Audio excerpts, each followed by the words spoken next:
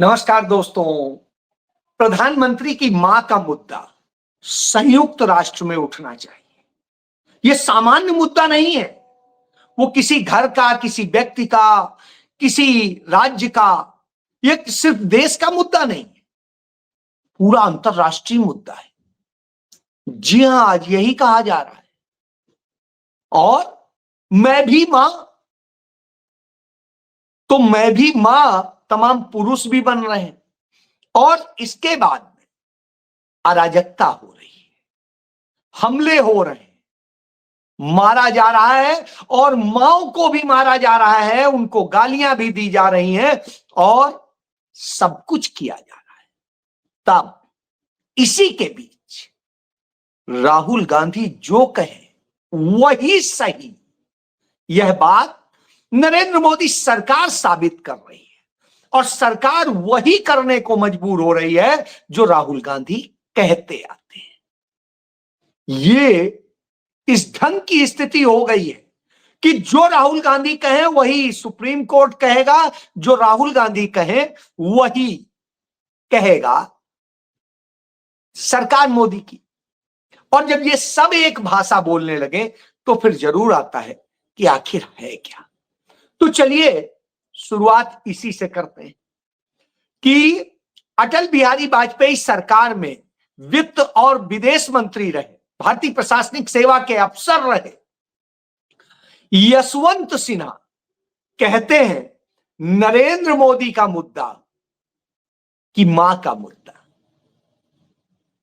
इतना बड़ा है कि यह तो जाना चाहिए, संयुक्त राष्ट्र संघ में उठाया जाना चाहिए, सुरक्षा परिषद को दोषियों के खिलाफ कड़ी कार्रवाई करनी चाहिए और इससे कुछ कम पे कुछ भी नहीं चलेगा, बर्दाश्त नहीं होगा।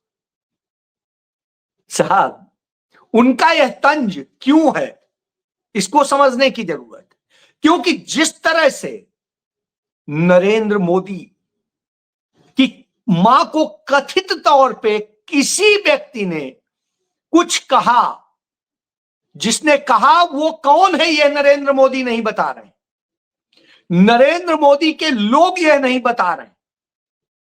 वो तो राहुल गांधी को कोसेंगे, वो तेजस्वी यादव को कोसेंगे और न जाने किसको किसको क्या क्या कहेंगे। जब यह बात आती है तो नरेंद्र मोदी को किसने कहा इसका तो पता नहीं है। और जो बंदा पकड़ा गया है वो इन्हीं का है, यानी भाजपा का ही टूल किट है, आरएसएस का ही टूल किट है।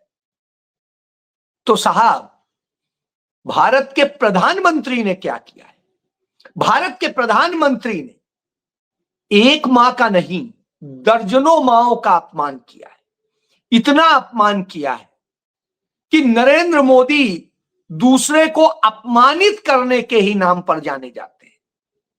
चाहे सोनिया गांधी हो, चाहे प्रियंका गांधी हो, चाहे श्रीमती इंदिरा गांधी हो, चाहे पश्चिम बंगाल की मुख्यमंत्री ममता बनर्जी हो, चाहे कांग्रेस की सांसद जो तेलंगाना से आती हैं वो रही हो, इसके अलावा किसी की पत्नी, किसी की बेटी, किसी के भी बारे में किसी को ऐसा नहीं है जिसको उन्होंने अपमानित करने और अपशब्द नहीं कहे, गाली जैसे शब्द नहीं कहे, कोई बाकी नहीं।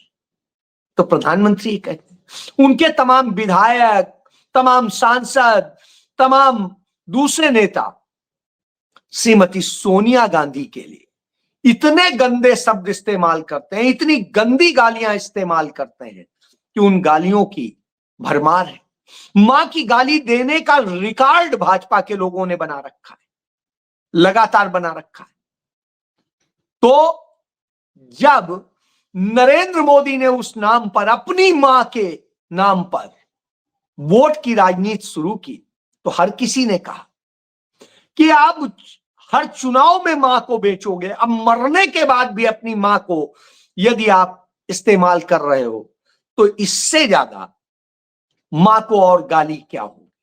ये गाली तो आप खुद दे रहे हो और खुद आपने अपनी मां को तब गाली दी थी जब लोकसभा चुनाव चल रहा था और बनारस में आपने कहा था मैं तो बायोलॉजिकल नहीं हूं, नॉन बायोलॉजिकल हूं, यानी आप तो मां से पैदा ही नहीं हुए और जो मां से पैदा ही नहीं हुआ उसकी मां को गाली क्या होगी?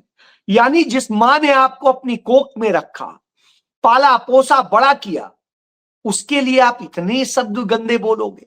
इससे ज्यादा दुर्भाग्यपूर्ण क्या होगा? इसके अलावा जब मां क्या 100 जल रहा था, जलने के बाद में आपने ना उनका श्राद्ध किया, ना उनके ये बाल बनवाए, बाल दाढ़ी बनवाने का हिंदू धर्म में परंपरा है, और तमाम चीजें आपने तो नहीं करी।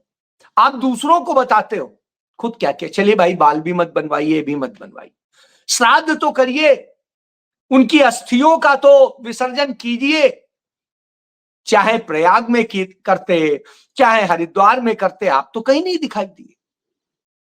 किस बात की मां? बेटे का फर्ज आपने नहीं निभाया, उनकी तरहमी आपने नहीं की, उनके तमाम श्राद्ध आपने नहीं किए, और कह रहे हैं आप हिंदू मैथोलॉजी को मानते हैं और उसके बाद में ये करते हैं, हिंदू हृदय सम्राट बनते हैं।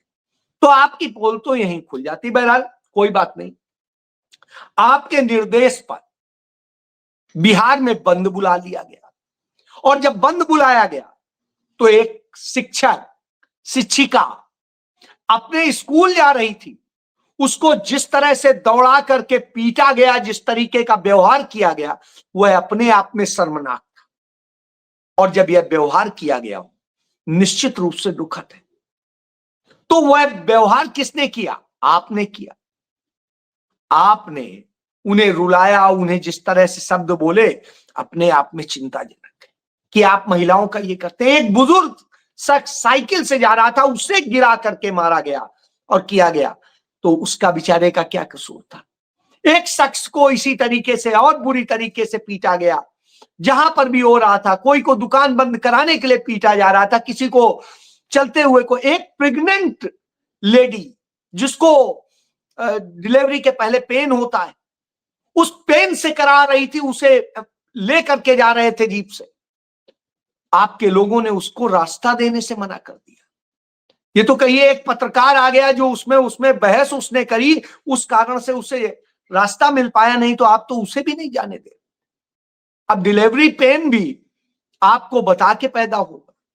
बड़ा अजब सी स्थिति थी। ये तो मां बनने जा रही महिला के साथ आपके लोग कर रहे हैं, तो मां का अपमान कौन कर रहा था? अब इसके बाद में सबसे बड़ा अपमान और हिंसा मां के नाम की जो हुई, वो दरभंगा में हुई। उसी दरभंगा में जहां आप कहते थे कि आपकी मां को गाली दी गई, आपके बंदे ने दी। तो साहब वहां पर एक मां अपने घर में बुरी तरीके से बीमार थी, उसे हृदय की बड़ी गंभीर समस्या थी, और उसके बच्चे ने कहा कि मेरी मां इस बुरी हालत में है, और ऐसे में मेरे घर के सामने टायर मत जलाइए, इसके धुएं से उसको समस्या हो जाएगी और उसकी कुछ भी कैजुअलिटी हो सकती है। आपके लोगों ने उस पर हमला कर दिया, चाकू से मार के घायल कर दिया। तो ऐसे 4 लोगों को आपके लोगों ने घायल कर दिया, वो मरणासन्न हालत में है, चाकू से हमला कर दिया। यानी गुंडे, मवाली, गालीबाज सब कुछ आप ही के लोग हैं। फिर भी इतना सब करने के बाद भी बिहार में आपका बंद फ्लॉप शो साबित हुआ। जनता कहीं से भी आपके साथ नहीं थी, यह साफ साफ दिखाई दिया। चलिए, यह तो हुई एक बात। तो इसीलिए यह अंतरराष्ट्रीय मुद्दा है और इसकी अंतरराष्ट्रीय बात होनी चाहिए। लेकिन चलिए, हमें कोई फर्क नहीं पड़ता। एक और मुद्दा है, जिस तरीके से बाढ़ की तबाही आई हुई है, चाहे जम्मू कश्मीर हो, चाहे उत्तराखंड हो, चाहे हिमाचल हो, चाहे पंजाब हो, चाहे और दूसरी जगह, इन सब जगह जिस तरह से तबाही आई हुई है, इस पर अब सुप्रीम कोर्ट ने जो टिप्पणी की है वह बड़ी चिंताजनक है। लेकिन शायद सुप्रीम कोर्ट ने यह काम पहले किया होता तो आज यह स्थिति नहीं होती। उसने कहा हिमाचल और उत्तराखंड जैसे राज्यों में जो पेड़ों की कटान की गई है, अवैध कटान की गई है, और तमाम तथाकथित विकास के नाम पे कटान की गई है, उन सब के कारण यह तबाही मच रही है। जी हां, यही बात तो बार बार राहुल गांधी कहते आ रहे थे यही कह रहे थे। अब वैज्ञानिक तरीके से जिस तरीके से आप यह कर रहे हैं, विकास के नाम पर विनाश कर रहे हैं प्रकृति का, वो आने वाले समय में एक आपदा साबित होगी। और वह साबित हो गई कि कितनी बड़ी आपदा लेके आएगा। और वो लगातार उत्तराखंड खत्म हो रहा है, हिमाचल बर्बाद हो रहा है, और उसके साथ साथ वहां से आने वाला पानी चूंकि पंजाब, हरियाणा, हिमाचल को प्रभावित करता है। उधर जम्मू कश्मीर में भी वही हाल है। वहां पर विकास के नाम पे जिस तरीके से किया गया है, इन सब ने तबाही ला दी है, और ये तबाही ही देश के लिए समस्या है। तो यह काम आपने किया है। तो जब यह किया हो, यह प्राकृतिक तबाही नहीं, यह आपकी मैन मेड। राहुल गांधी ने यही कहा था, और आज सुप्रीम कोर्ट ने उस पर मोहर लगा दी। यानी जो राहुल गांधी कहें वही सही साबित होता है। राहुल गांधी ने 8 साल पहले कहा था कि नरेंद्र मोदी जो जीएसटी लेके आए हैं, किसी में उस समय हिम्मत नहीं थी। अकेले राहुल गांधी ने यह मुद्दा उठाया, दोनों मुद्दे अकेले राहुल गांधी ने उठाए। राहुल गांधी ने कहा था ये गब्बर सिंह टैक्स है, ये जीएसटी नहीं है, ये लोगों को बर्बाद करने का, लूटने का माध्यम। हमने जो जीएसटी का प्लानिंग की थी वो सरल जीएसटी थी, 2 स्लैब थे और मैक्सिमम 12%। तो ऐसी स्थिति में नरेंद्र मोदी ने जीएसटी के तमाम स्लैब ला दी। बहरहाल अब जब ट्रंप का टैरिफ चला और दूसरे तमाम सारी चीजें चली, देश में तबाही की हालत है, उस स्थिति में अब नरेंद्र मोदी को समझ में आ गया। तो जीएसटी काउंसिल से जो आदेश पारित हुआ वो वही हुआ जो राहुल गांधी कहते थे। तो अब उन्होंने कहा कि नहीं, अब जो है जीएसटी के 2 ही स्लैब होंगे, एक 5%, एक 18%। बिल्कुल सही है, इससे ज्यादा होना नहीं चाहिए। लेकिन नरेंद्र मोदी ने एक स्लैब और रखा 40% का। लेकिन चलिए कोई बात नहीं, अंततः आपको उसमें आना पड़ा क्योंकि इससे थोड़ी सी राहत मिलेगी।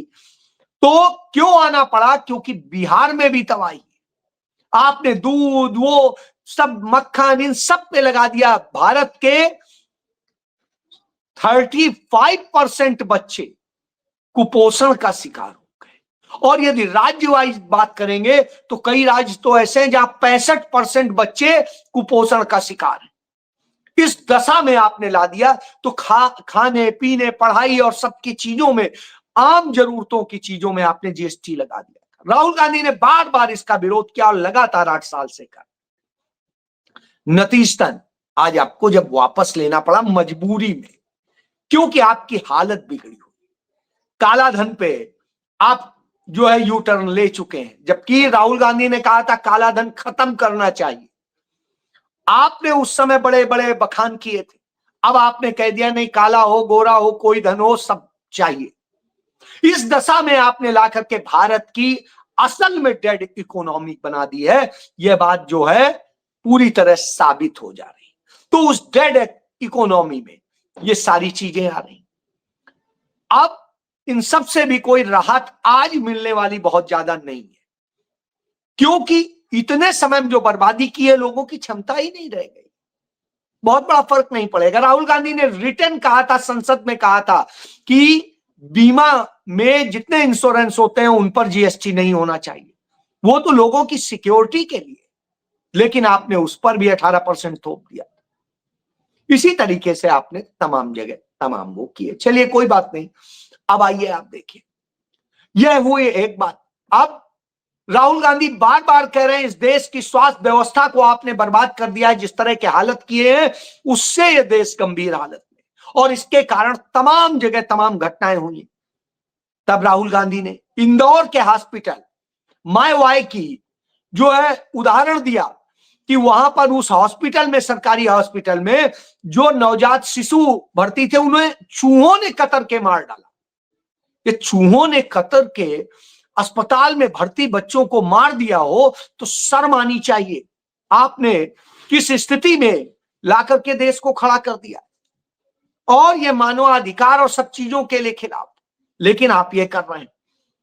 अब आप कह रहे हैं भोपाल से जांच टीम जाएगी, ये होगा वो होगा, उससे हो क्या जाएगा? क्या वो बच्चे जीवित हो जाएंगे? जो बेचारा उस सरकारी हॉस्पिटल में अपने बच्चे के जन्म की खुशियां मनाने आया था वो अब गम मनाएगा। एक परिवार तो उजड़ जाता है। और वही स्थिति आप देखिए, राहुल गांधी बार बार कह रहे थे कुकी और मैतेई और इनके साथ में बैठ के मामले का समाधान होना चाहिए, गृह मंत्रालय करना चाहिए, प्रधानमंत्री को जाना चाहिए, लेकिन 2.5 साल से आपके कानों में जू नहीं रेंग रही थी। अब जब राहुल गांधी का इतना प्रभाव बढ़ गया है और लगातार आपको बिहार ने आईना दिखा दिया है कि आपकी हरकतें आपको घसीट रही हैं, तब मजबूरी में आप यह प्लान कर रहे हो कि कैसे चले जाएं, एक बार हो आए। तो गृह मंत्रालय कुकी और मैतेई के साथ में बैठता है और कहता है कि जो NH2 है उसका तो कम से कम रास्ता आवश्यक सेवाओं के लिए खुलवा दीजिए। वो तो वैसे ही वो रास्ता दे देते थे आवश्यक सेवाओं के लिए, लेकिन उनकी मांग बस वही थी। बहरहाल उन मांग पर अभी भी कोई खास वो नहीं हुआ है, लेकिन वो बार बार कह रहे हैं आवश्यक सेवाओं के लिए हम खोल देंगे। यानी आप सोचिए, कुकी मैतेई दोनों समुदाय के लोगों ने उस रोड तक पे कब्जा कर लिया और सरकार इतनी लाचार है, वासी है कि वो उसको भी नहीं करा पाती। ये अपने आप में सरकार की नाकामी और निकम्मेपन को दिखाता है, क्योंकि वहां राष्ट्रपति शासन लगाने के बाद में नरेंद्र मोदी अमित शाह के सीधे अंडर में वो शासन। तो इस तरह की जब दशा हो तो आपको खुद आता है कि कैसे किन स्थितियों में आपने देश को ढकेल दिया और क्या हो रहा। तब जब ये सब कुछ होता है तो निश्चित रूप से चिंताजनक। एक तरफ आप रोटी पे, पराठे पे, दूध पे, दही पे, लाइफ इंश्योरेंस पे, सब पे टैक्स लगाते हैं, दूसरी तरफ ये करते हैं। तो अब राहुल गांधी की बात माननी पड़ी हमें आज भी। अब मुद्दा यह है कि पेट्रोल में जिस तरह से आप एथेनॉल मिला रहे हैं और सब चीजें कर रहे हैं, उससे इंजन बर्बाद हो रहे हैं गाड़ियों के, उससे और तमाम समस्याएं आ रही हैं। जो लूटा जा रहा है, जो कुछ है, उसका लाभ भी नहीं दिया जा रहा है। न किसानों को लाभ मिल रहा है, न उनको लाभ मिल रहा है। और लाभ कौन कमा रहा है? नरेंद्र मोदी का भतीजा यानी नितिन गडकरी का बेटा। उसके धंधे के लिए, उनके लोगों के लिए ये सब खेल हो रहे हैं। तो स्वाभाविक सी बात है, इसकी भी आवाज उठनी चाहिए। तो इसकी भी आवाज कांग्रेस पार्टी ने उठाई है और उसने कहा है कि जिस तरह से काम हो रहा है, यह भ्रष्टाचार का एक बड़ा मॉडल है और यह ऑर्गेनाइज्ड मॉडल है और वो दिखाई दे रहा है। इसके साथ साथ आप देखिए, राहुल गांधी ने वोट चोरी और ये सब मुद्दे उठाए और वो आज पिजा में इस तरह से गूंज रहे हैं कि नरेंद्र मोदी के लिए डरने की स्थिति आ गई। और उसी डर का नतीजा है आज जब हम आपसे बात कर रहे हैं तो पश्चिम बंगाल की विधानसभा में वोट चोर गद्दी छोड़ का नारा आज वहां भी गूंज गया। ममता बनर्जी ने इस नारे को बुलंद किया और बता दिया कि क्या हो। तो इससे आप समझ सकते हैं कि किस तरह से राहुल गांधी एक क्रांति बन गए। अंततः उनकी बात आपको माननी पड़ती, चाहे कोरोना के मामले में रहा हो, चाहे दूसरे और चीजों के मामले में रहा हो। जिस जिस चीज में उन्होंने आपको चिताया, आपने अनदेखा किया और वही समस्याएं बनी। नोटबंदी कितना बड़ा संकट भारत की अर्थव्यवस्था के लिए बना, राहुल गांधी ने उसी समय बताया, लेकिन आपको समझ में नहीं आया और देश में आज वो स्थिति है। काला धन आप खत्म करने की बात करते थे, काला धन बढ़ गया। आतंकवाद खत्म करने की बात करते थे, आतंकवाद बढ़ गया और उससे बड़ी बड़ी घटनाएं हो गई। और उसके बाद में चाहे पुलवामा की हो, चाहे पहलगाम की हो, चाहे कहीं की हो, पुंछ, राजौरी और सब जगह की, वो सारी घटनाएं सामने हैं। तो ना आतंकी घटनाएं रुकती हैं, ना कुछ रुकती, क्योंकि आप सब अनियोजित और चंद पूंजीपतियों के लिए करते हो। यही बात राहुल गांधी ने कही, चंद पूंजीपतियों की बजाय देश को देखो, बाहर से तबाह होते लोगों के दर्द को समझो और उसके लिए करो। तो उसके लिए तो नरेंद्र मोदी के पास टाइम नहीं, लेकिन अंततः मानना पड़ेगा और वहीं आना पड़ेगा, क्योंकि आप गोबर ज्ञान से चलते हैं, व्हाट्सएप यूनिवर्सिटी से चलते हैं। आपका संघी ज्ञान वैसा है, राहुल गांधी का ज्ञान वैश्विक ज्ञान है। विश्व की सबसे टॉप यूनिवर्सिटीज में पढ़ के राहुल गांधी आए और जो उन्होंने जमीनी हकीकत समझी है भारत की, भारत जोड़ो यात्रा के दौरान, भारत जोड़ो न्याय यात्रा के दौरान, और अभी बिहार में, लद्दाख में और जगह यात्राएं करके, तो उनकी यात्राएं सतत जारी हैं और उनसे जो आया है वो जमीनी हकीकत भी है और वैज्ञानिक भी है। इकोनॉमिक भी है। समझ लीजिए तो शायद आप सुधर जाए।